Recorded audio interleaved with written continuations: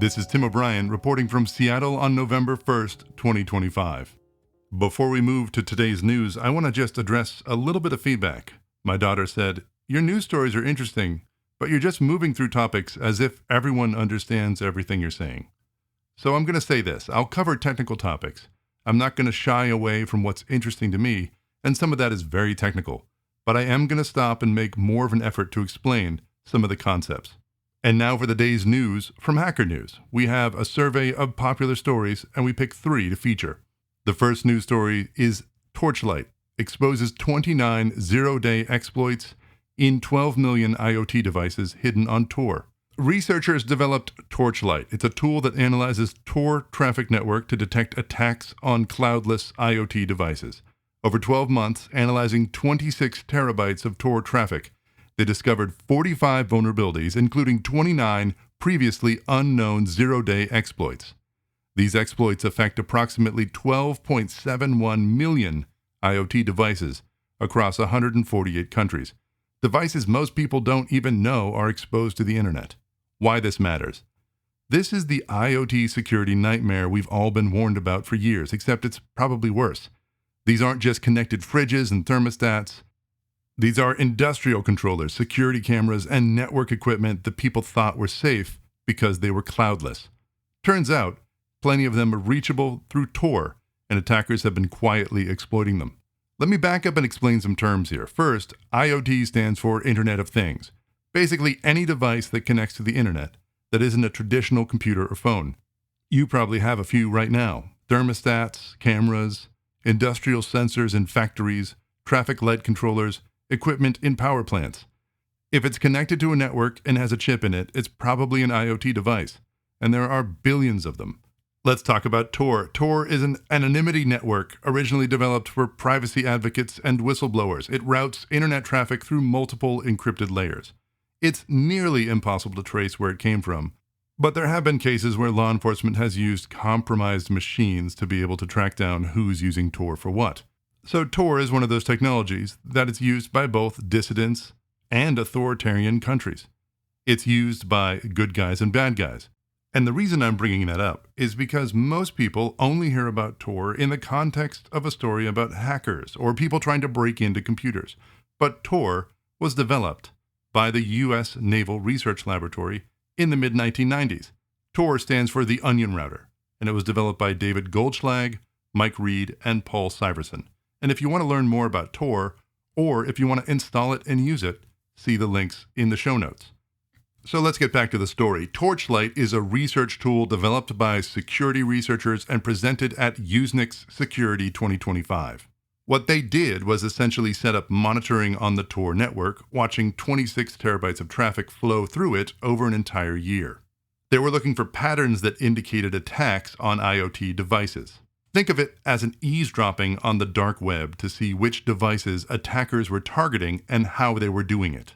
What makes Torchlight's findings particularly alarming is the scale. 29 zero-day means that there are security holes the manufacturers don't even know exist yet. And we're talking about 12.71 million devices spread across 148 countries. Just how many countries are there anyway? That might be all of them.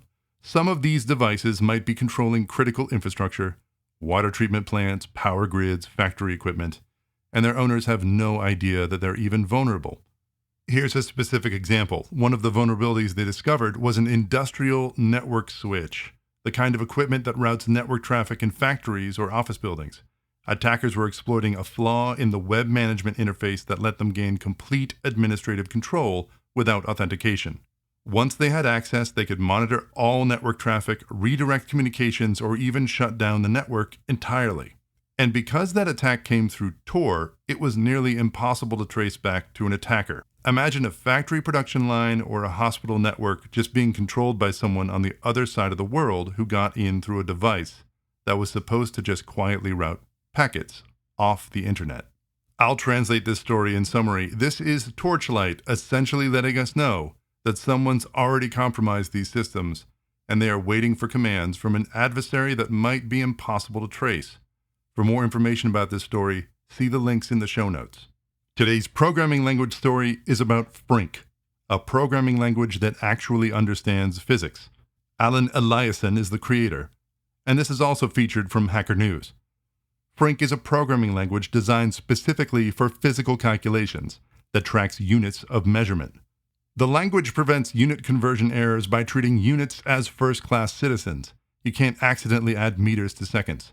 It includes built-in constants for thousands of physical values, speed of light, Planck's constant, and can handle calculations across widely different scales.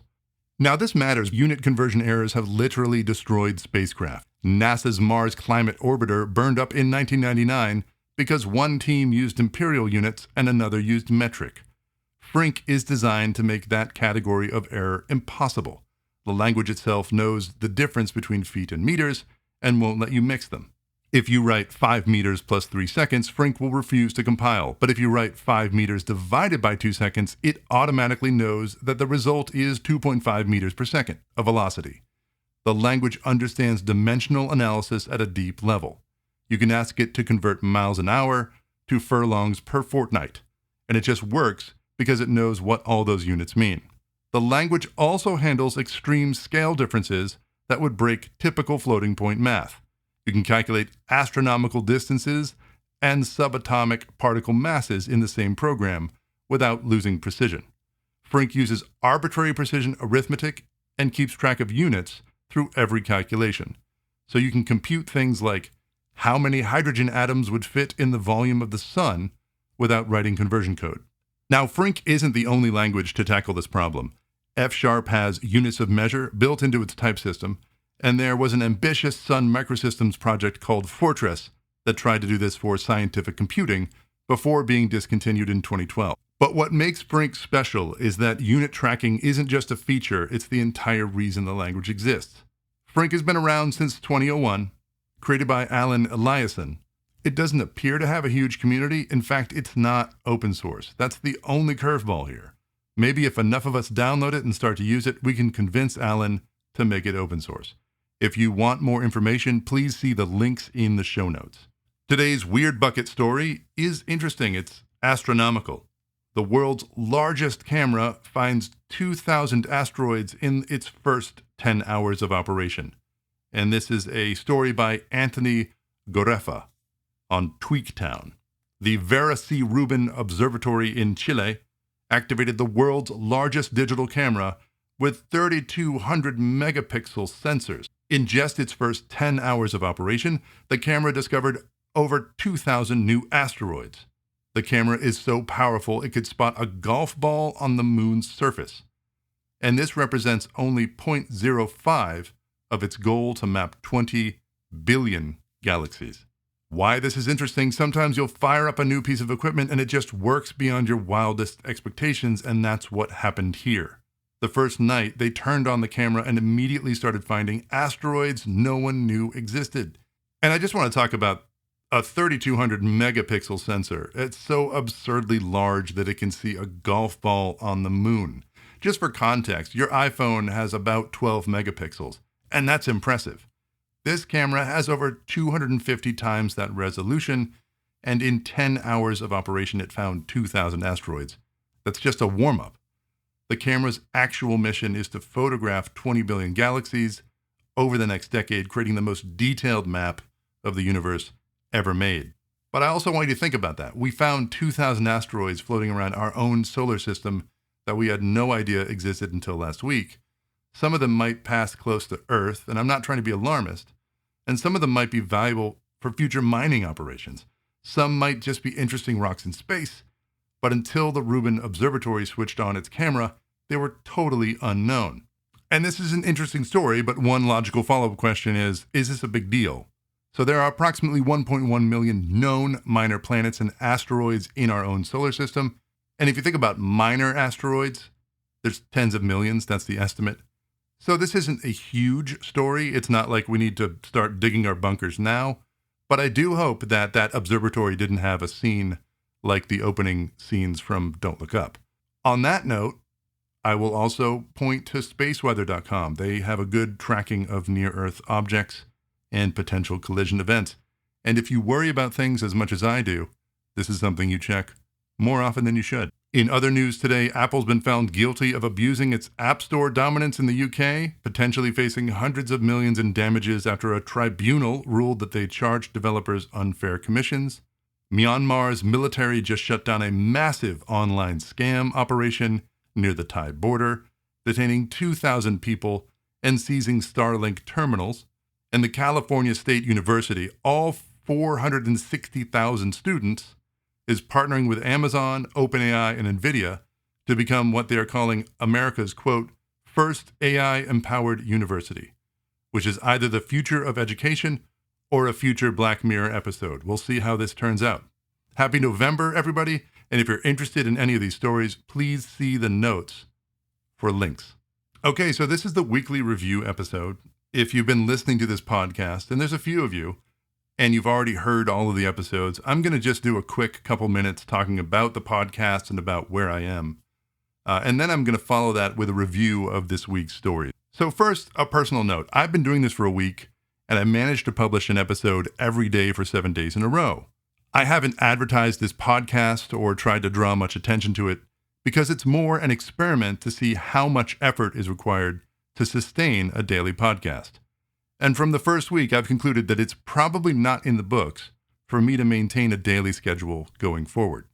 That being said, I am enjoying covering the news, and it wouldn't be unreasonable to spend 30 to 40 minutes in the morning every day to cover 3 interesting technical stories.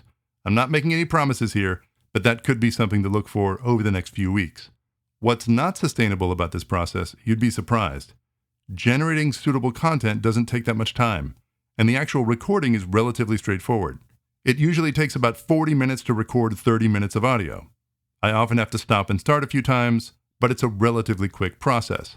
What takes the most time is removing pauses and white space from the recorded audio. Some of you gave me feedback about Wednesday and Thursday asking me if I was using an AI voice, and the answer is no, this is me. But for those days, I did use an online tool that uses AI to cut out pauses, and my conclusion is that it's not reliable.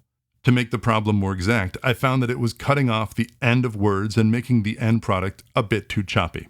I'll continue working on that, but it usually takes around an hour to remove white space and pauses from 30 minutes of audio. And that's not a sustainable thing to do.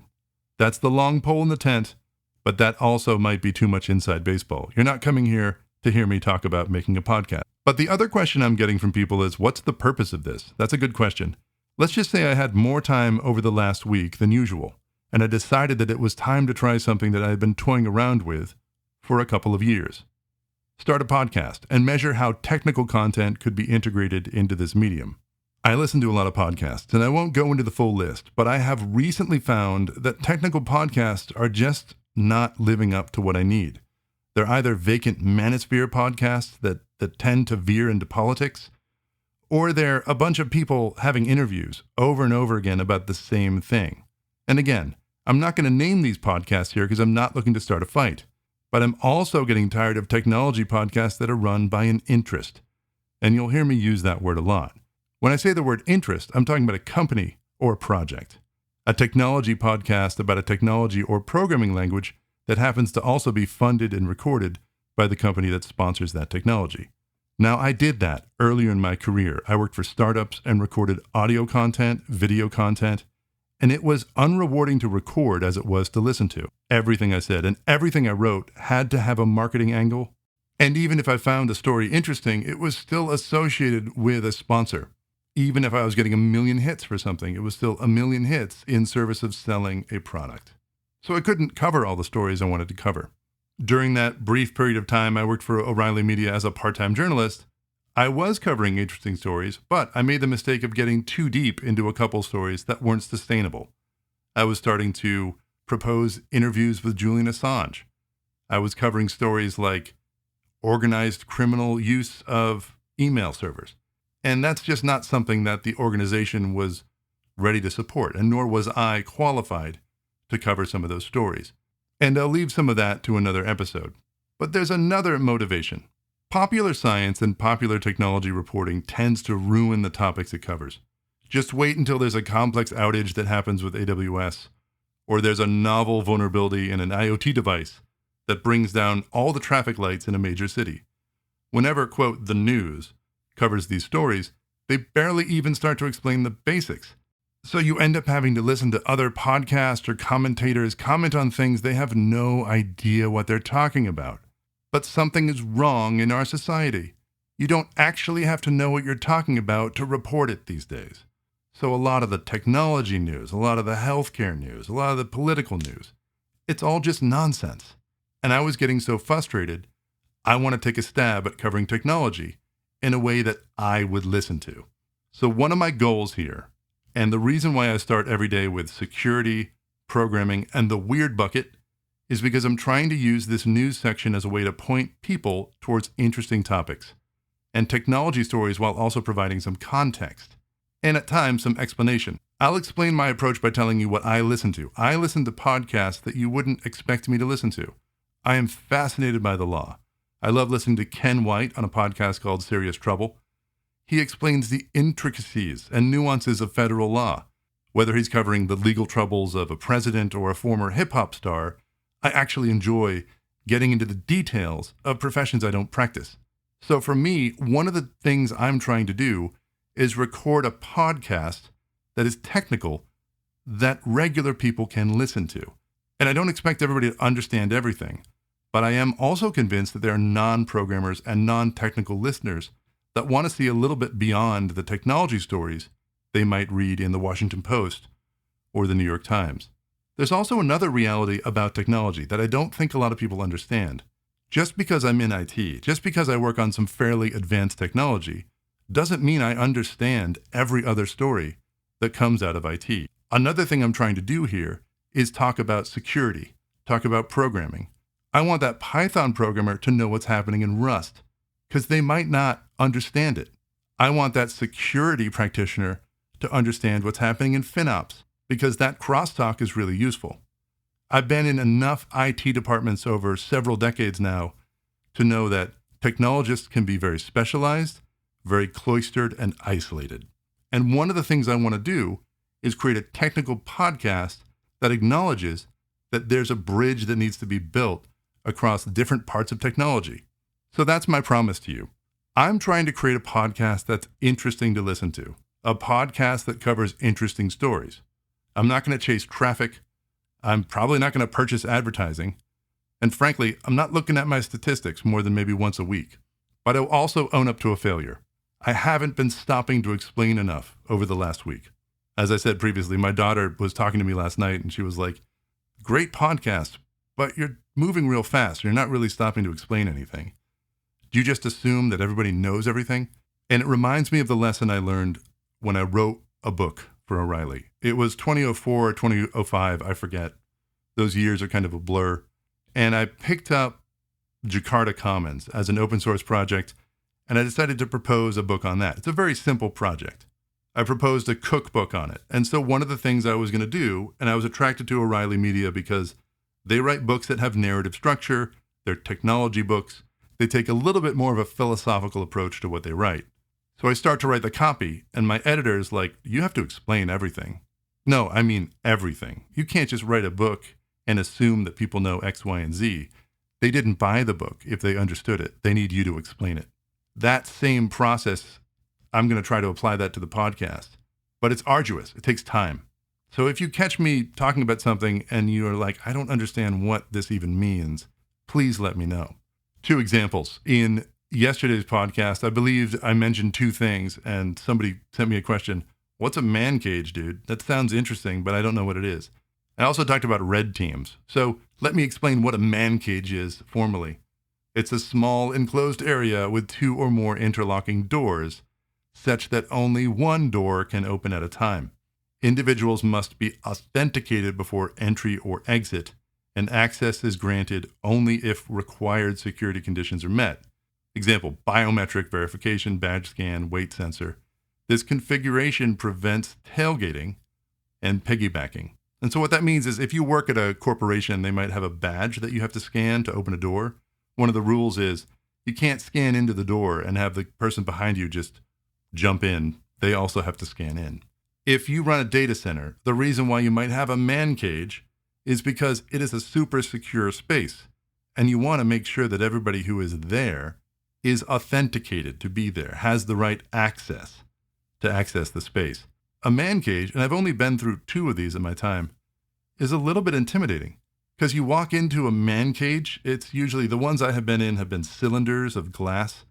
You walk in and the door closes and you're literally locked into a cage. And then you have to use a biometric authentication mechanism. In the case of the Equinix location that I was visiting more than a decade ago now, I had to scan my palm. And if that palm scan matched, then the exit door opened. So in some sense, an ultra-secure environment has a man cage, and it's a little bit of a threatening experience. But if you don't authenticate correctly, you're not able to enter the space. It also, in a weird way, provides a way to stop someone from leaving if you don't think that they're authorized to be there. The other term I used, just casually assuming you all understood what it was red team. So what's a red team? I've worked at places that have red teams, and it's a really interesting team. They're literally a team that's there to break in. They're an independent group that emulates potential adversaries' behaviors and techniques. If you work at a place with a red team, there's a bunch of friendly people over in that other room. Their job is to break into your stuff. It's pretty interesting. So last, I want to talk about the experiment. In the first episode of this podcast, I said this is an experiment. And it's also an experiment that's related to my Medium writing. I recently started writing more on Medium, and I've gotten some good reaction to a few stories. Mike Lukides at Eerily has been linking to a few of my stories from Radar, and this podcast is really me dipping my feet back into audio work. One thing I've been trying to understand is how this work relates to writing. If you read my Medium post now, you'll notice I put links to this podcast into the post, and I still don't know if that's the right or wrong decision. But the one thing I know is I'm going to keep this experiment going. We'll see where it takes us. Thank you for listening. And what you're going to see next is a review of the stories from this week. Okay, so that's the introspective weekly summary. It was a bit long, I'll own that. And what follows is a highlight reel of this week. If you've already listened to this week's episodes, there's nothing new here for you. But if you haven't, this is a quick review of some of the stories that are available. I'll start with Saturday, October 26th, the Fork It and Forget decade. This episode set the tone by exploring how open source has evolved through distinct decades.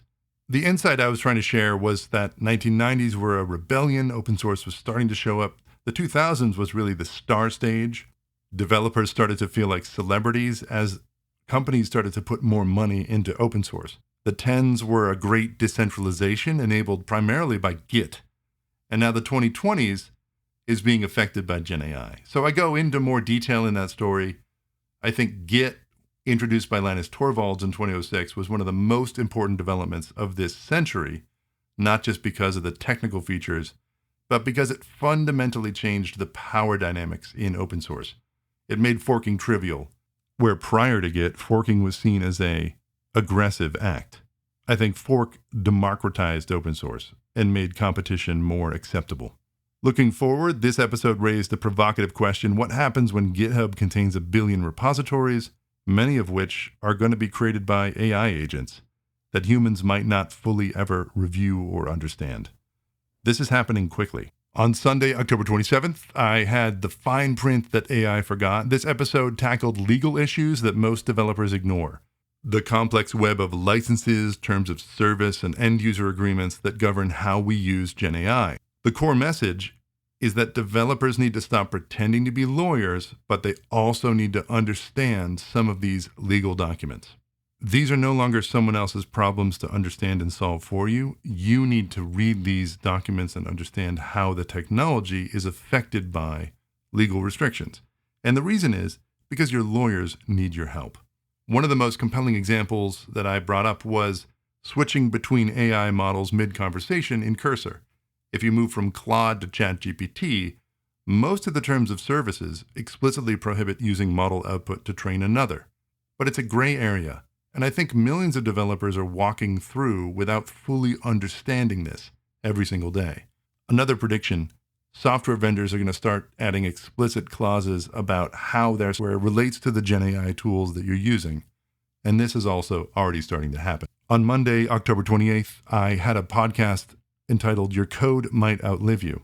And this was a direct response, a challenge to a professor who would apparently tell students not to worry about code longevity, that it'll, quote, all be rewritten anyway.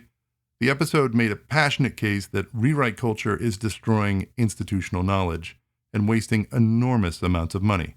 The main message is that we don't train developers to read and maintain, we train them to create, and this creates perverse incentives where the path to promotion is creating rather than maintaining. This leads to a constant reinvestment to reinvent wheels from scratch. Tuesday, October 29th, I had a post called The Humble Programmer 53 Years Later, and this is a reflection on Edsger's Dijkstra's 1972 Turing Award lecture, and this lecture reads like it was written yesterday. It reads like it was written about 2025 and the challenges programmers face with Gen AI. The same anxiety existed 53 years ago, as does today. In light of this week's news, the number of layoffs that happened at Amazon, where people are finding themselves as programmers, I think it's important for us to go back to this lecture and read it. This is Dijkstra asking programmers to stand up and take ownership of their profession. And in 1972, people thought programmers were overpaid clerks. That's not dissimilar from how some people think about programmers today. But that's not the case. Even with Gen AI, programming will always be very difficult. So if you're looking for something to maybe give you some energy, if you're out there on the job market again this week, this post might cheer you up a little bit.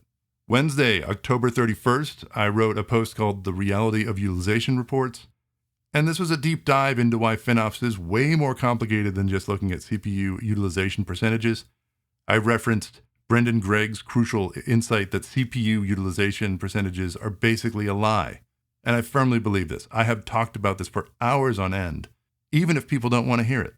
But I think it's something that we need to understand from a FinOps perspective, but also from a general technology perspective.